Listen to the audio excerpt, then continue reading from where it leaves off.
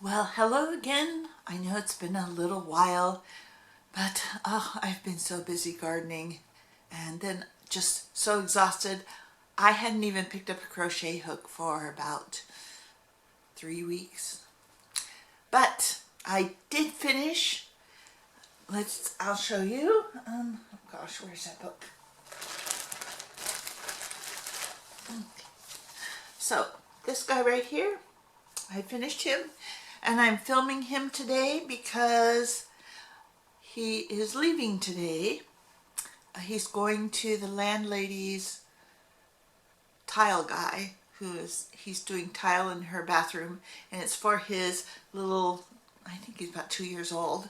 So now keep in mind, I do all my amigurumi with a 3mm hook, even so this guy is big. So here he is.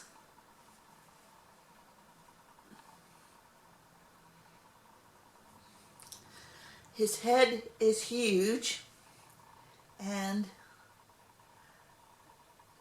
he doesn't really sit up real well because the head just pulls him forward.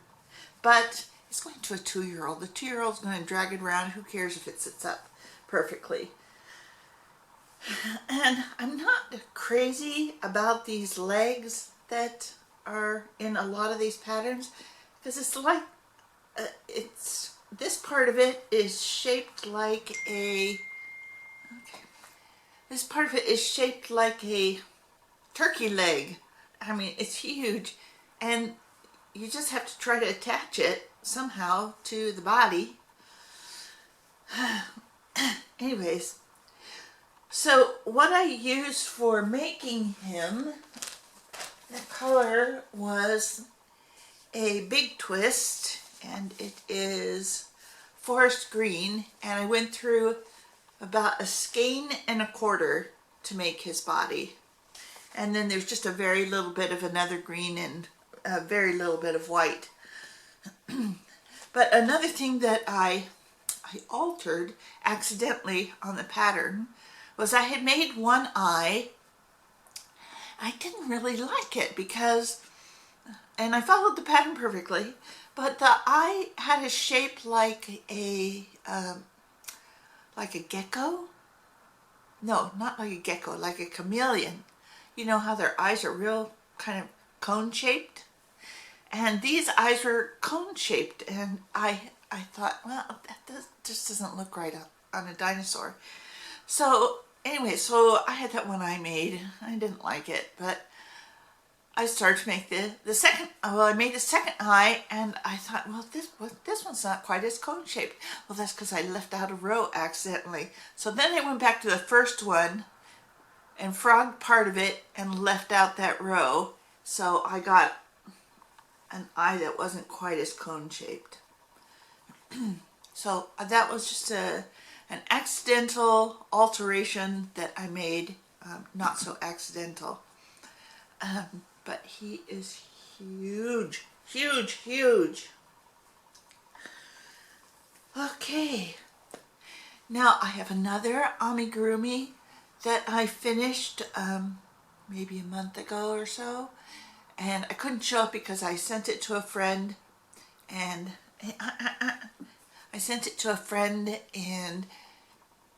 she got it, and so I can now show it.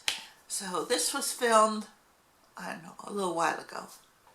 I'm filming this part on March 27th just because I'm about to send this amigurumi off to my friend, and I wanted to film it before I sent it off. So here it is. It's Mary Poppins. Yes, there she is. This is done by the same designer that did that Queen Elizabeth that I showed, but this Mary Poppins about twice the size. Now, as I was mentioning in the video from March 27th, this skirt part is made with Caron 1-pounder, and it is stiff as can be. Not really what I'd recommend for amigurumi. it's becomes too stiff to work with. But anyways, there's her two little flower hat flowers, and her little coat. The pattern did not come with a little carpet bag that Mary always has, but anyhow, there she is. And now I can mail her off. Okay, so I just gave the dinosaur to the landlady, and she was very, very happy. And now I have a new amigurumi book to show you. It's by the same gal who did this book. Some of you might already have that. This was number 2, and so I went ahead and purchased number 1.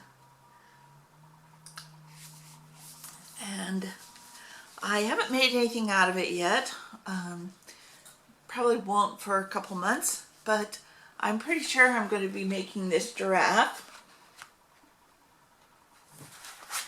And then from the Amigurumi Treasures, number 2, I want to make this elephant. Because a new nephew that was just born, I don't know, within the last couple months, his bedroom is sort of got a jungle theme. So I'm going to do those. Then I have to put all the appliques on a Jada blanket this week and get that shipped off to a great niece who is turning 3 years old. And that's kind of where my crochet is. I just took a little break, not intentionally. I hadn't lost my crojo, but I just have been doing so much gardening, and I will put that in a separate video rather than put it in this video. And yeah, that's what's going on here. I mean, the gardening, the weed whacking almost every day, because I can only cover a certain amount of area on a battery charge, and so then I do a little area, then the next day another little area, and the next day another little area, and then I have to start all over again because it just never quits. So hopefully the landlady is going to get a lawnmower soon.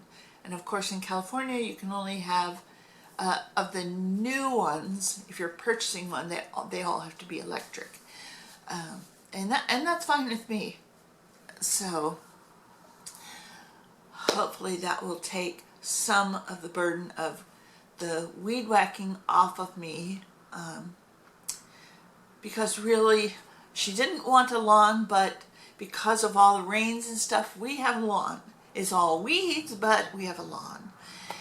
And we have a lawn in the front and a lawn in the back, and a weed whacker that the professionals use, ones that have a lot more horsepower than the one we have, plus like the string trimmers has a much thicker string, and it has 2 strings that go around, and we just have a little home model that has one little string that goes around, and yeah, that lasts about the power, well, it has 2 batteries, but it just lasts about 20-30 minutes, somewhere in there.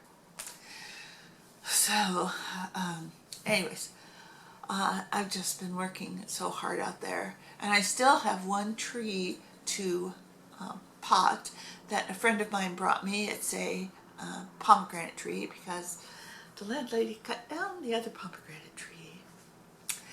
And so I have a little seedling. Well, it's not a seedling. It's probably 2.5, 3 feet tall.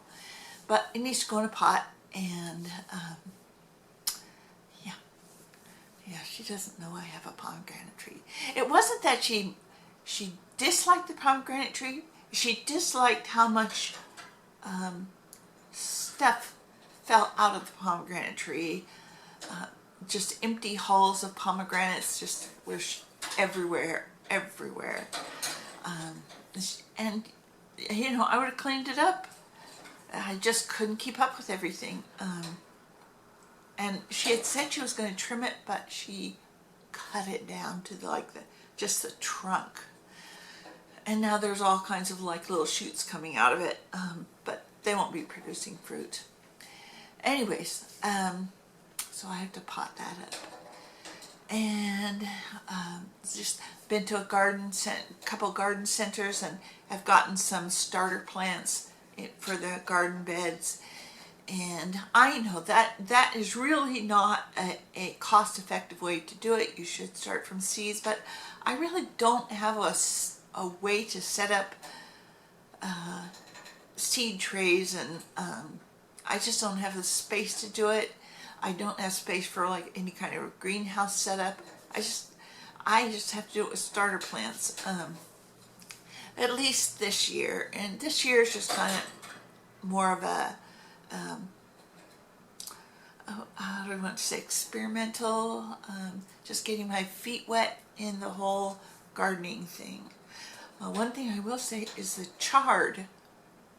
You cannot cut that fast enough. I have given away so much chard. I mean, I eat it, the landlady eats it. She has this one gal who comes and works for her like every couple of weeks, and every time she comes, I send her home with like a 2-gallon bag of stuff from the garden. And oh my goodness. And we have this one purple chard out there. I am telling you, I will cut it, and 2 days later I have to cut it again because it just explodes with growth. Whereas some things have been a little bit slower.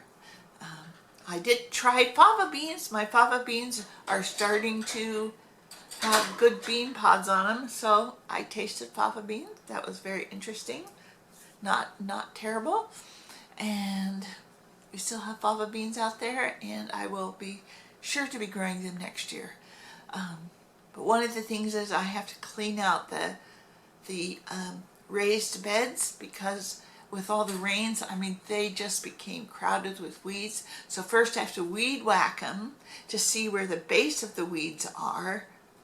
And then I take my little claw tool and just go in there and whack them out.